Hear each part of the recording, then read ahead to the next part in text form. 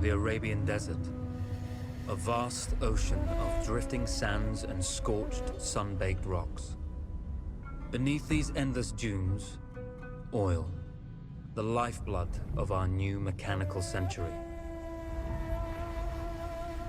For more than 400 years, the Ottoman Empire has ruled these lands, controlling all that's to be found here.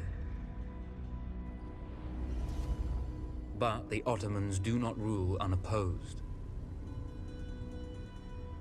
Small bands of Bedouin rebels have united to overthrow the empire. They strike without warning and then vanish into the desert. Fighting alongside them is a lone British officer, whose exploits have earned him wide renown. The world has taken to calling this man Lawrence of Arabia.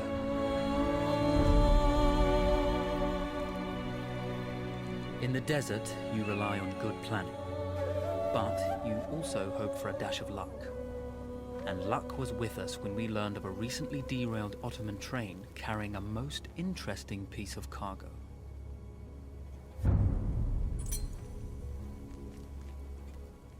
A small patrol had joined the Ottomans who survived the crash. Together, they guarded the wreckage and waited for reinforcements.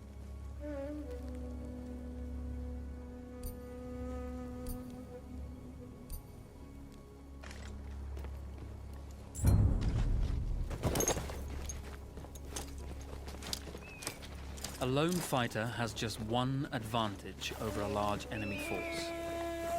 A lone fighter can move unseen.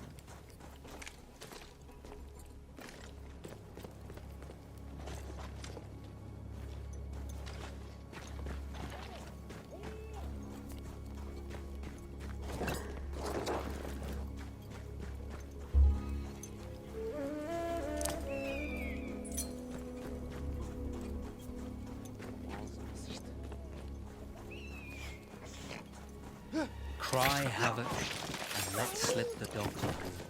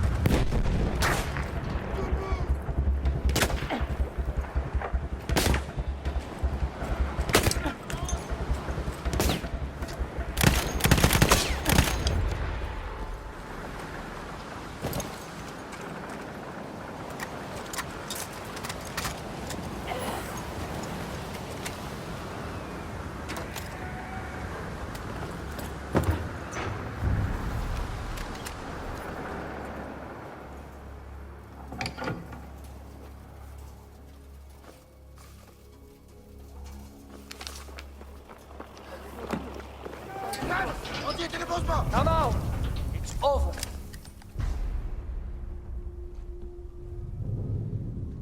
Well, you did not think we would be fast enough to catch you here, did you? Lawrence of Arabia.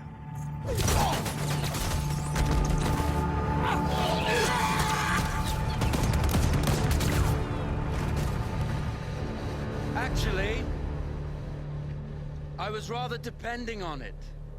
Lawrence. Well, this is very clever. Now the hunter becomes the hunted. So who might you be?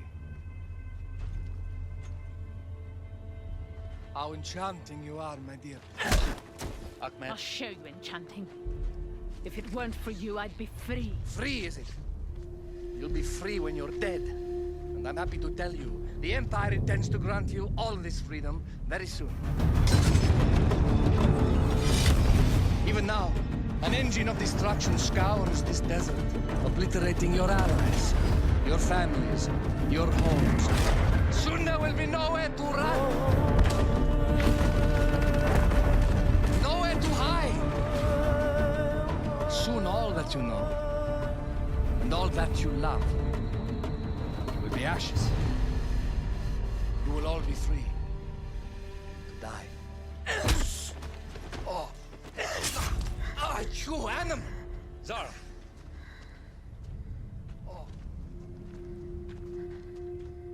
Now, I understand that you would like nothing more than to strip the flesh from that man's feet and send him off into the desert naked to die. But think about it. You're right. I'm sorry.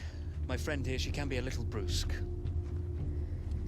You're going to tell me how to lie to your train, so we can lure it into a trap and destroy it. Impossible. To even begin to talk to that train, you would need an entire book of communication codes. Oh, like this one, you mean? You can never stop the progress of machines! One day, the whole world will take your lands, and the precious black gold beneath its sands. We shall see, my friend.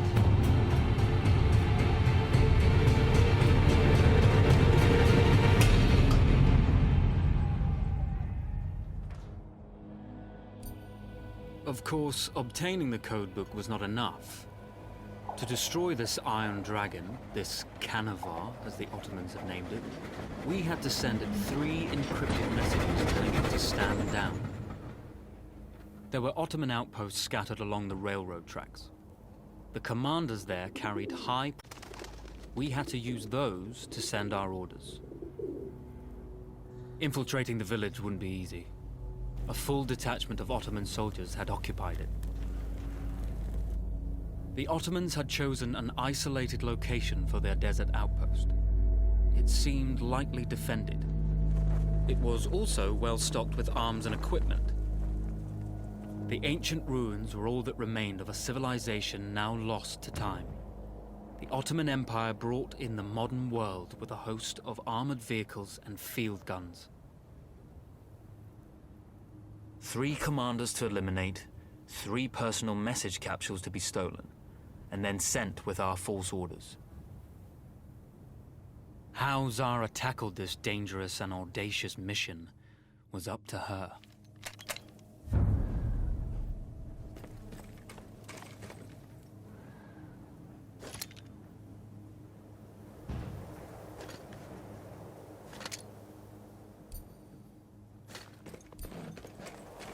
The Bedouin treasured their horses, and in return, those animals granted their riders unparalleled speed and mobility.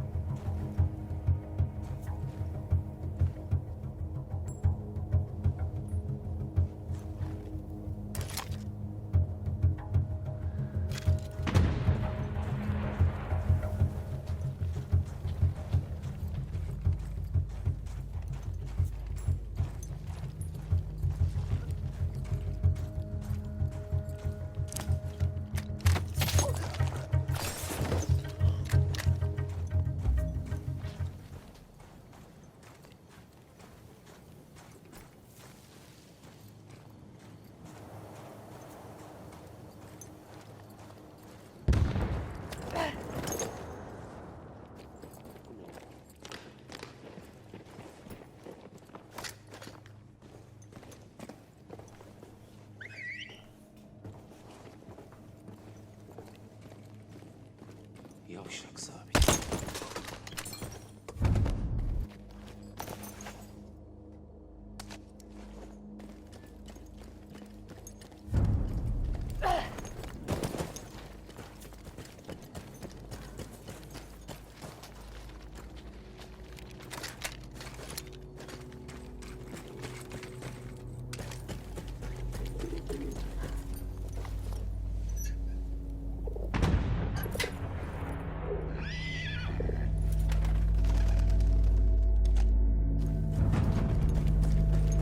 A single order wouldn't be enough. Ottoman protocol required the message to be received in triplicate before the train would acknowledge it as genuine.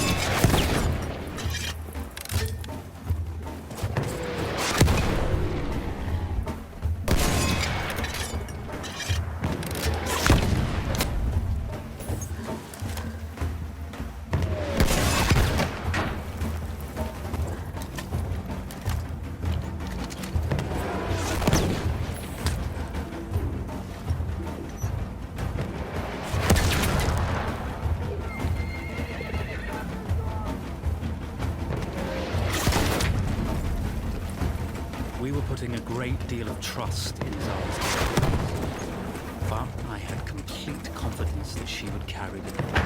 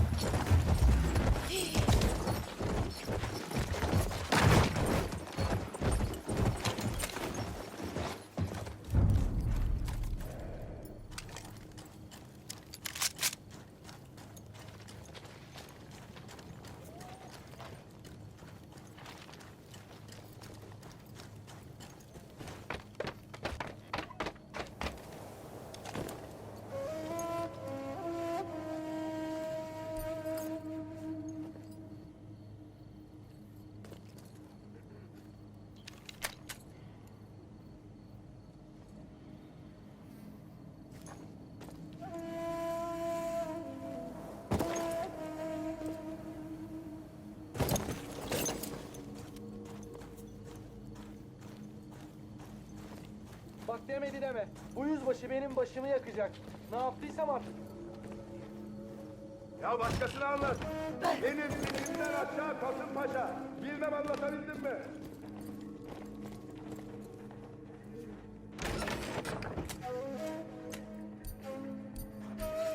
Zihninden neler geçiyor birader. Sıçarım böyle işe. Ne diye buraya tahsis edildim ki? İnşallah. Atlatacağız inşallah.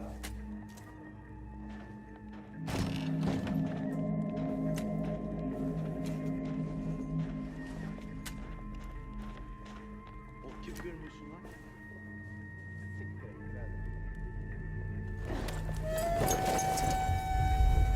Birileri burada!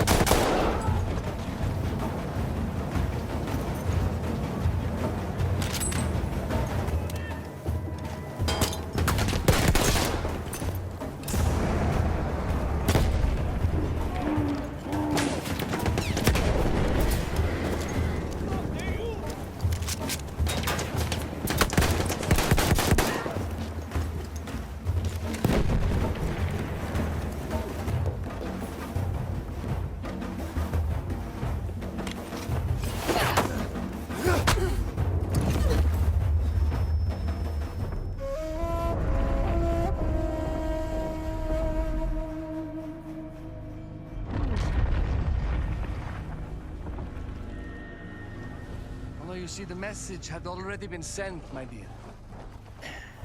Not the message you would have wanted.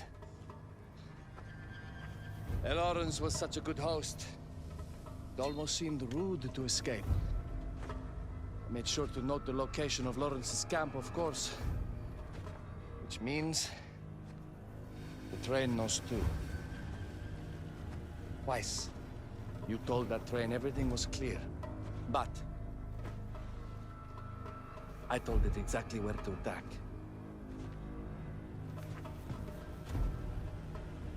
The beast has your scent, my dear. And it's coming to slaughter you and your little band of rebels. First, the firestorm from the cannon. Then, up close with the troops to slaughter any survivors.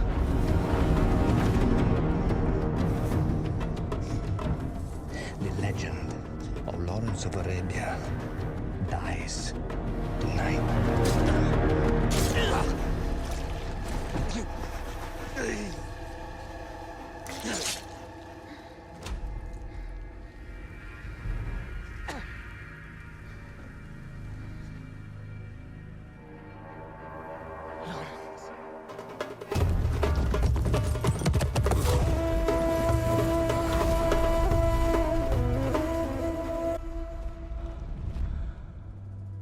You slipped away just in time. Tilkitchi was a fool to think we'd ever stay after he escaped. The carnival won't stop hunting us. No, it won't. Let me think. The train's coming a long way. So it'll have to stop to take on water. That's where we strike. Agreed. I'll deal with any sentries, then rig explosives on the track. Yes, and I'll rally our fighters. When I blow the lines, the train will be trapped. So when you hear the blast, you need to attack them with everything you have. It's good. But you know that there's a chance the men may not come. You may set off those explosives and find you're out there all alone. You know that. I guess I won't know either way until I set it off.